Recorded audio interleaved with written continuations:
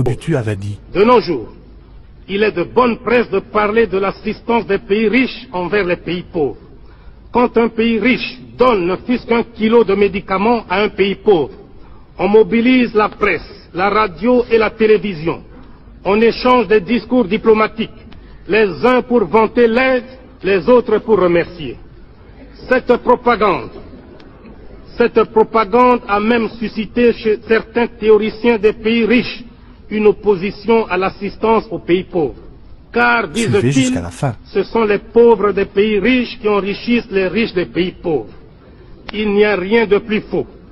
Car, si on examine bien, on constate que paradoxalement, l'assistance profite avant tout aux pays donateurs. En effet, quelles sont les formes d'assistance? On peut en distinguer notamment trois. Les bourses d'études pour les étudiants, l'assistance en personnel, l'assistance financière. Quand on accorde une bourse d'études à un jeune étudiant d'un pays pauvre, cette bourse est dépensée totalement par l'étudiant dans le pays riche.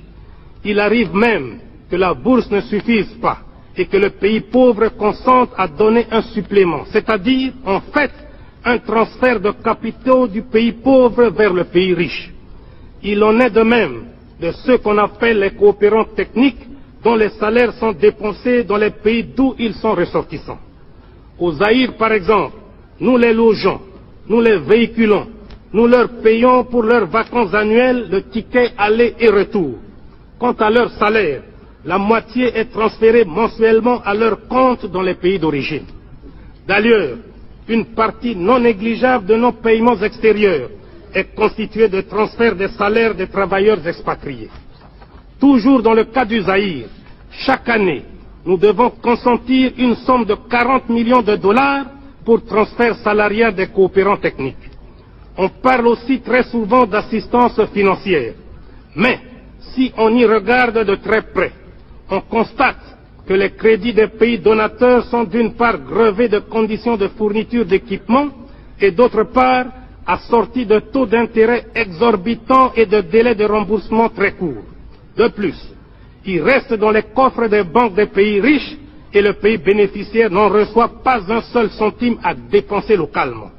Il se passe donc comme si l'on finançait un pays pauvre sans que celui-ci ne bénéficie de ce financement. On dirait, pour utiliser le langage des financiers, que nous assistons là à une espèce d'autofinancement des pays riches eux-mêmes.